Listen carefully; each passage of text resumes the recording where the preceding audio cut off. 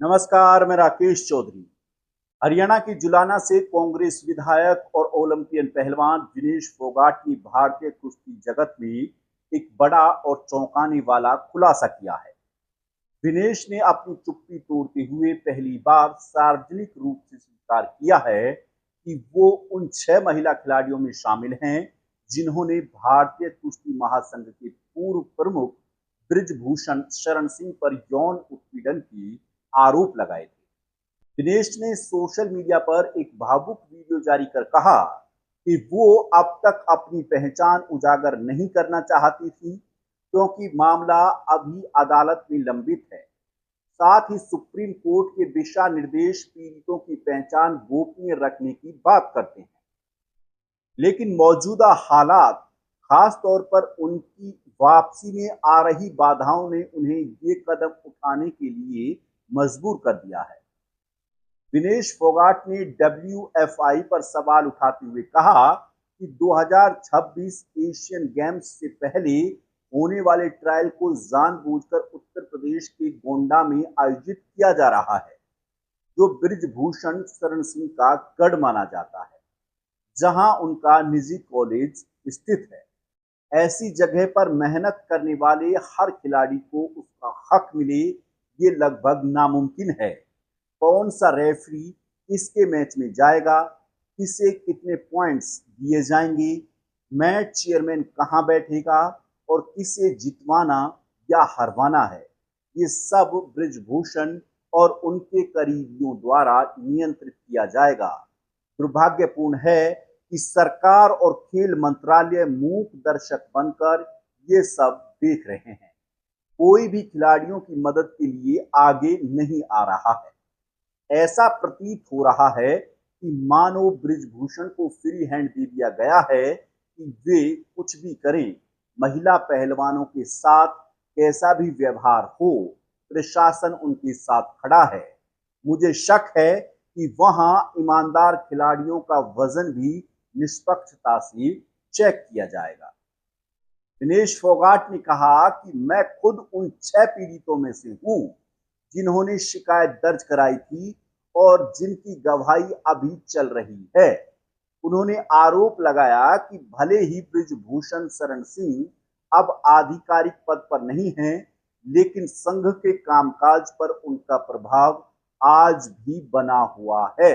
ये गंभीर आरोप विनेश फोगाट ने लगाए हैं और जो गोंडा में ट्रायल प्रक्रिया होगी उसको लेकर के विनेश फोगाट ने कई तरह के संदेहास्पद संकेत दिए हैं कि उन्हें उम्मीद नहीं है कि वहां पर ईमानदारी से काम होगा, ईमानदारी से मैच किए जाएंगे और ईमानदारी से खिलाड़ियों के साथ बर्ताव होगा।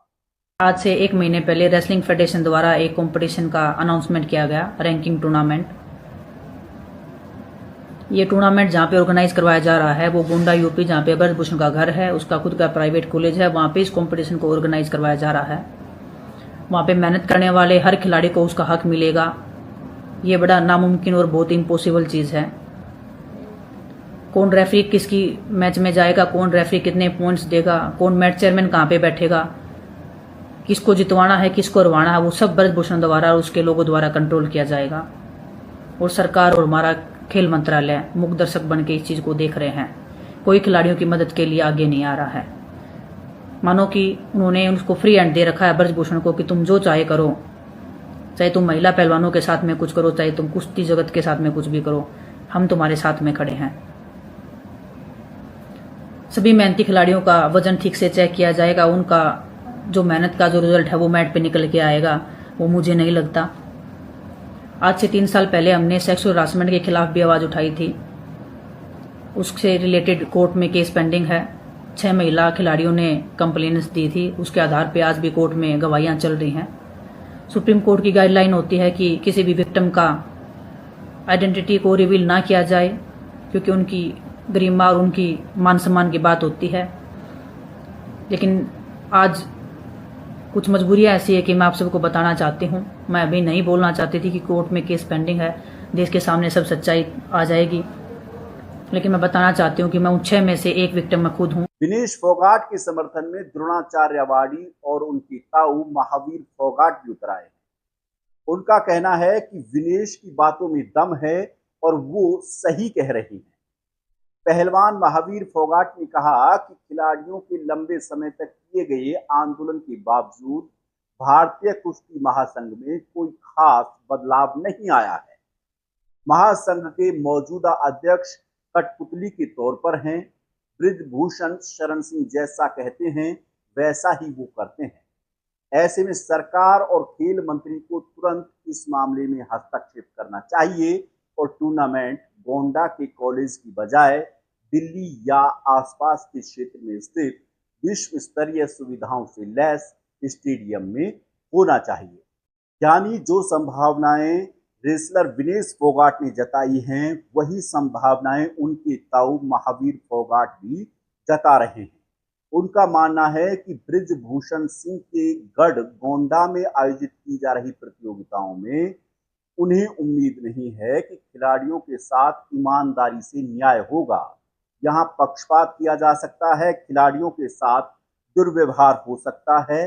तो इसलिए इन प्रतियोगिताओं को गोंडा की बजाय किसी दूसरी जगह शिफ्ट किया जाए, ये विनेश फोगाट के ताऊ महावीर फोगाट ने सरकार से मांग की है। वहीं दूसरी ओर दीपेंद्र हुड्डा भी विनेश फोगाट के समर्थन में उतर आए हैं। दीपेंद्र हुड्डा ने सोशल मीडिया पर पोस्ट करते हुए सरकार पर सवालों की बौछार की है। हुड्डा ने सोशल मीडिया पर लिखा कि अंतर्राष्ट्रीय पहलवान जुलाना विधायक विनेश फोगाट की बात बिल्कुल ठीक है। ये कंपटीशन पहलवान बेटियों के शोषण के आरोपी बृजभूषण सिंह के गृह क्षेत्र गोंडा में उनके प्राइवेट कॉलेज में ही क्यों? विनेश की हिम्मत को दाद देता हूं कि उन्होंने ये कहा कि वे भी पीड़ितों में से एक है। इसके लिए बहुत हिम्मत करनी पड़ती है। जब देश की महिला ओलंपिक खिलाड़ी अपनी सुरक्षा को लेकर सार्वजनिक रूप से चिंता जता रही है, तो सरकार को इस पर तुरंत संज्ञान लेना होगा। दरअसल ये पूरा विवाद 2023 में उस वक्त सुर्खियों में आया था जब विनेश फोगाट, साक्षी मलिक और बजरंग पूनिया जैसे पहलवानों ने दिल्ली के जंतर मंतर पर लंबे समय तक धरना दिया था, जिसने पूरे देश में हड़कंप मचा दिया था और बृजभूषण शरण सिंह पर गंभीर आरोप लगाए गए थे, जो तत्कालीन WFI के अध्यक्ष थे। ऐसे में दोबारा से रेसलिंग में वापसी कर रही विनेश फोगाट के इस खुलासे ने एक बार फिर भारतीय खेल तंत्र, खिलाड़ियों की सुरक्षा और कुश्ती संघ की पारदर्शिता पर गंभीर सवाल खड़े कर दिए हैं। अब देखना होगा कि सरकार और खेल मंत्रालय इस पूरे मामले में क्या रुख अपनाता है। क्या गोंडा की बजाय ये प्रतियोगिताएं दिल्ली या कहीं आसपास के क्षेत्र में आयोजित की जाएंगी, या खिलाड़ियों की इस मांग को नजरअंदाज कर दिया जाएगा और प्रतियोगिताएं गोंडा में ही आयोजित की जाएंगी। ऐसे में आप इस खबर को लेकर के क्या सोचते हैं, हमें कमेंट में बताएं और हमारे चैनल को सब्सक्राइब करें। नमस्कार।